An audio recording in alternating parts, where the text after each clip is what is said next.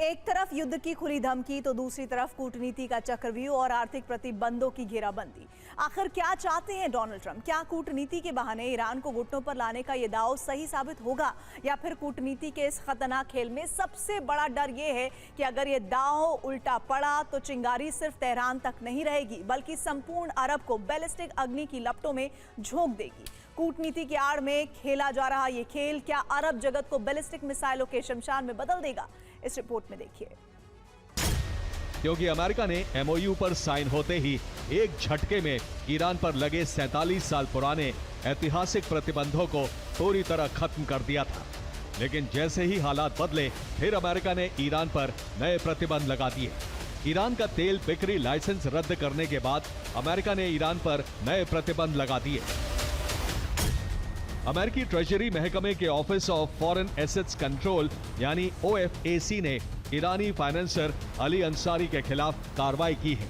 Treasury department ने अली अंसारी को Iran के सुप्रीम लीडर मुश्तबा खामेनी का प्रमुख फाइनेंसर बताया है। ट्रेजरी डिपार्टमेंट के मुताबिक अली अंसारी संपत्तियों के एक बड़े ग्लोबल नेटवर्क को संभालते हैं, जिससे ईरान के नेता मुश्तबा खामेनी और ईरानी सरकार के कई प्रभावशाली लोगों को फायदा होता है। अनुमान के मुताबिक करीब $138 मिलियन की संपत्ति होने का अनुमान है। ये नेटवर्क तेहरान से लेकर दुबई, फ्रैंकफर्ट और लंदन तक फैला है और इस पूरे नेटवर्क के केंद्र में ईरान के फाइनेंशियल फैसिलिटेटर अली अंसारी हैं। अमेरिका का आरोप है कि अली अंसारी मुश्तबा और IRGC के सबसे बड़े आर्थिक मददगार हैं। अली अंसारी पर ईरान के ईरानी धन को बड़े पैमाने पर हेरा फेरी करने, विदेशों में रियल एस्टेट और कमर्शियल संपत्तियों का नेटवर्क बनाने का आरोप है। अमेरिका से पहले भी ब्रिटेन अली अंसारी पर कड़े प्रतिबंध लगा चुका है। अमेरिकी ट्रेजरी विभाग ने Mohammad Darbani and partners, Lavasani and partners और मोहसिन खंदन एंड पार्टनर्स पर बैन लगाया है। ये तीनों एक्सचेंज हाउस ईरान के शैडो बैंकिंग नेटवर्क के मुख्य स्तंभ थे। एक्सचेंज हाउस के अलावा पैसे के लेन देन को छिपाने वाली फर्जी कंपनियों पर भी बैन लगाया गया है। ईरान के केंद्रीय बैंक पहले से ही अंतर्राष्ट्रीय प्रतिबंधों की वजह से वैश्विक बैंकिंग प्रणाली जैसे स्विफ्ट से बाहर है। प्रतिबंध लगने से ईरान के लिए अंतर्राष्ट्रीय बाजारों से डॉलर और बाकी करेंसी हासिल करना मुश्किल हो जाएगा। जब देश में विदेशी मुद्रा की भारी किल्लत होगी तो ईरानी मुद्रा की कीमत और ज्यादा गिरेगी, जिससे देश में महंगाई आसमान छूने लगेगी। अली अंसारी का नेटवर्क अहम रूप से ईरान के सुप्रीम लीडर और IRGC के लिए काम कर रहा था। हेरा फेरी करके जो अरबों डॉलर यूरोप, UK और UAE के रियल एस्टेट में निवेश किए गए थे, वो अब फ्रीज हो जाएंगे, जिसकी वजह से प्रभावशाली वर्ग और सेना के पास नकदी की भारी कमी हो जाएगी।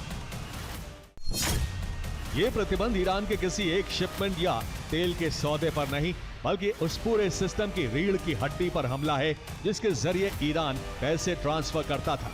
ये एक्सचेंज हाउस हर साल अरबों डॉलर का हेर फेर कर ईरान के प्रतिबंधित बैंकों का पैसा छिपाकर विदेशों में भेजते थे। इनके ब्लॉक होने से ईरान का वो गुप्त रास्ता बंद हो गया है जिससे वो दुनिया की नजरों से बचकर व्यापार करता था।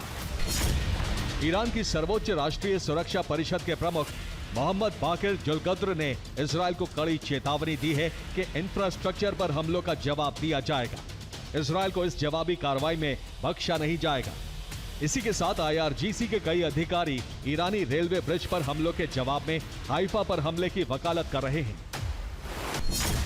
एक रिपोर्ट के मुताबिक अगर अमेरिका तेहरान के खिलाफ इजराइल की मदद मांगेगा तो इजराइल अमेरिका का साथ जरूर देगा। अगर जरूरत पड़ी तो इजराइल ईरान पर दोबारा हमले करेगा।